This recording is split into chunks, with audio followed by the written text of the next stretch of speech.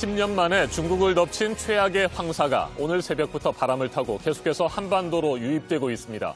밤사이 전국 곳곳에 비가 내리고 깨끗한 남풍이 불면서 지난주부터 기승을 부렸던 초미세먼지는 오늘 아침 대부분 사라졌지만 시간이 흐를수록 서쪽 지역을 중심으로 황사의 영향을 받고 있습니다. 백령도와 경기 서해안 일부 지역에서는 이미 약한 황사가 관측됐습니다. 네, 이번 황사의 발원지인 몽골에서는 이 모래 폭풍 때문에 사망자가 나올 정도였고요. 중국으로 넘어와서는 최근 10년 동안 황사 중에 가장 강하고 범위도 넓었습니다. 이 황사가 이제 한반도로도 들어오고 있는 건데요. 내일까지는 영향이 있을 것으로 보입니다. 이재승 기자입니다. 밤사이 전국 곳곳에 비가 내리고 깨끗한 남풍이 불면서 오늘 새벽 대기질은 좋아졌습니다. 새벽 5시 기준 PM2.5 초미세먼지 농도는 서울이 27 마이크로그램으로 보통 수준, 세종은 10 마이크로그램으로 좋음 상태였습니다. 하지만 10년 만에 중국을 덮친 최악의 황사가 바람을 타고 한반도로 유입되고 있습니다. 대부분 중국 내몽골과 고비 사막 부근에서 만들어진 모래먼지입니다. 베이징에서는 어제 올해 첫 황사 경보가 내려졌습니다. 미세먼지 오염 수준을 뜻하는 PM10의 경우 베이징 중심가에선 한때 9,700 마이크로그램을 넘었습니다. WHO 안전기준치의 200배에 이릅니다. 우리나라도 오늘 아침 백령도와 경기 서해안 일대에서 황사가 관측되고 있습니다. 오전에는 전국이 황사의 영향권에 들겠습니다. 특히 황사의 유입 경로와 가까운 수도권을 포함한 서쪽 지역을 중심으로 짙은 황사가 나타날 수 있습니다. 서울, 경기와 충청, 전라도 등 전국 11개 시도에는 황사 위기경보 관심 단계가 발령됐습니다. 오늘 전국의 미세먼지 농도는 매우 나쁨 단계까지 치솟겠습니다. 황사가 들어오지 못하도록 창문 등을 차단하고 노약자 등은 야외 활동을 자제해야 합니다. 이번 황사는 내일부터 점차 약해지겠지만 한반도 주변의 기압기 흐름에 따라 대기가 정체되면 모레까지도 약하게 남아있는 곳이 있겠습니다. JTBC 이재승입니다.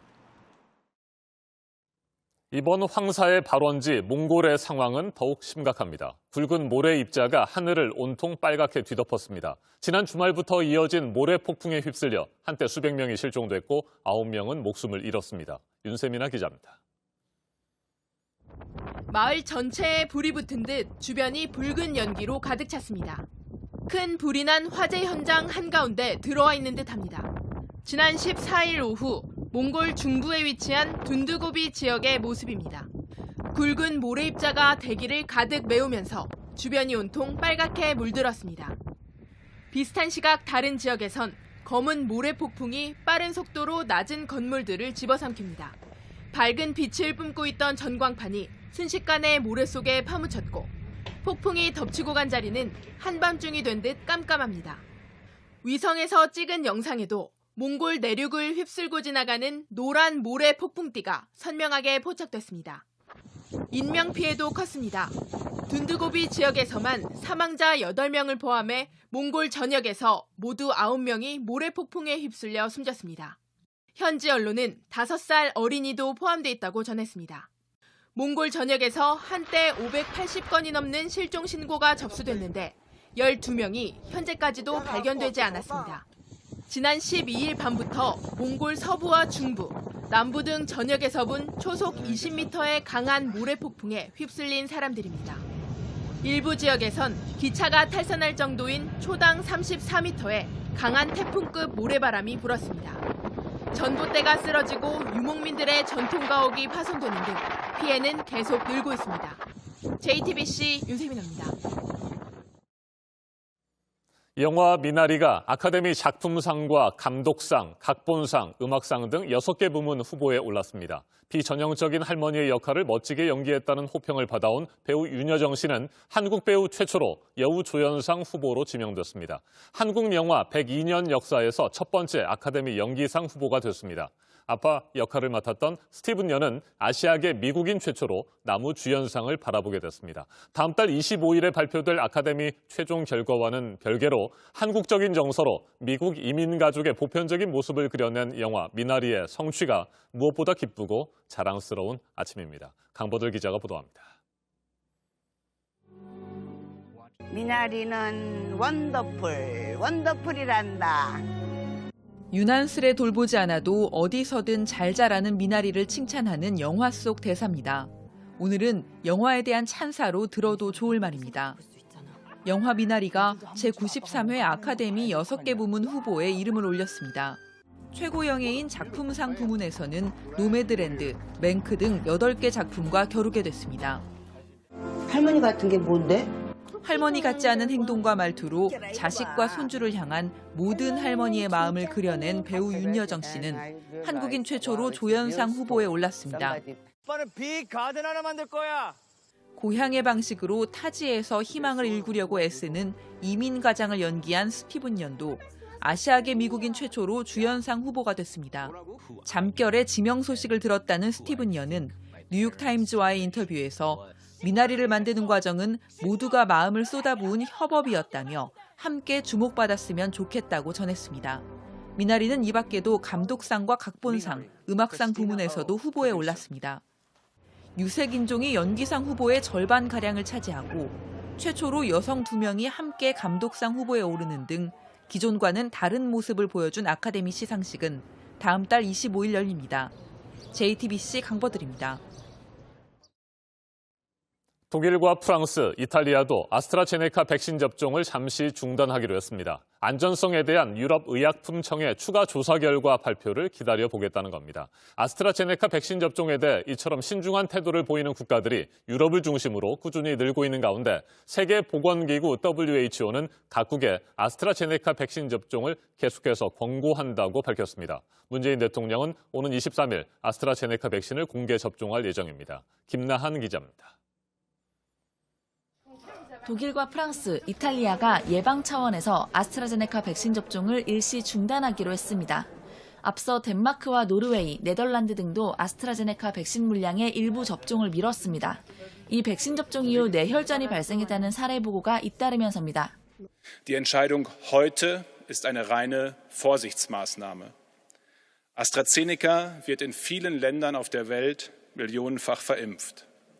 Uns allen ist die Tragweite dieser Entscheidung sehr bewusst. Und wir haben uns diese Entscheidung nicht leicht gemacht. 이들 국가는 오는 18일에 나올 유럽의약품청의 추가 조사 결과를 기다리고 있습니다. 유럽 밖에서는 인도네시아가 아스트라제네카 백신 접종을 미루기로 했습니다. 세계보건기구 WHO는 일단 백신 접종을 당분간 권고한다는 입장을 내놨습니다. 백신을 맞은 일부 사람들에게 혈전이 형성됐다는 보고가 나오고 있지만 이런 사건들과 백신 사이에 연관성은 찾지 못했다는 겁니다. 아스트라제네카의 안전에 대한 자료들을 검토 중인 WHO 자문위 전문가들은 현지 시간 16일 만날 예정입니다. 6월 주요 7개 나라 정상회의를 앞둔 문재인 대통령은 오는 23일 아스트라제네카 백신을 공개 접종하기로 했습니다. JTBC 김나한입니다. 오늘 0시 기준 국내 코로나19 신규 확진자 수는 이틀 연속 300명대에 이를 것으로 보입니다. 어젯밤 9시까지 307명이 새롭게 확진 판정을 받았습니다. 식당과 어린이집, 사우나 등 장소와 지역을 가리지 않고 일상 감염이 잇따르고 있어서 또다시 400명대로 올라갈 가능성은 여전히 매우 높습니다. 정부는 어제 다음 달부터 시작되는 백신 접종 2분기 계획을 발표했습니다. 목표는 이번 상반기 안에 65세 이상 고령층과 유치원, 학교 교사까지 1,200만 명의 접종을 진행하는 겁니다. 윤영탁 기자입니다. 미뤄졌던 65세 이상 백신 접종은 이르면 다음 주부터 시작됩니다. 요양병원과 시설 입원 환자가 우선입니다. 다른 65세 이상은 다음 달부터 접종을 받습니다. 다만 나이에 따라 접종 순서와 백신이 다릅니다. 고령층 중에서도 75세 이상 360만 명이 우선 접종합니다. 접종 백신은 화이자입니다. 화이자 백신이 가장 먼저 백신이 도입이 되기 때문에 가장 먼저 도입된 백신을 가지고 가장 먼저 접종을 하기 위해서 특수학교 교직원과 각급 학교 보건교사들도 4월 첫 주부터 아스트라제네카 백신을 맞습니다. 74살 이하는 빠르면 5월부터 아스트라제네카 백신을 접종합니다. 항공승무원 2만 7천 명도 접종 대상에 추가됐습니다. 6월엔 어린이집이나 유치원 선생님, 초등학교 1, 2학년 담당 교사들이 접종을 시작합니다. 3분기 접종 예정이던 경찰과 소방, 군인도 대상입니다. 지속해서 병원 치료를 받아야 하는 만성질환자 일부도 순서가 당겨졌습니다. 방역당국은 상반기까지 1,200만 명의 접종을 목표로 하고 있습니다. 75세 이상을 제외하고는 대부분 아스트라제네카 백신을 맞습니다. 다만 방역당국은 모더나와 얀센 등 다른 백신의 물량이 확보되는 대로 유연하게 대응할 계획입니다.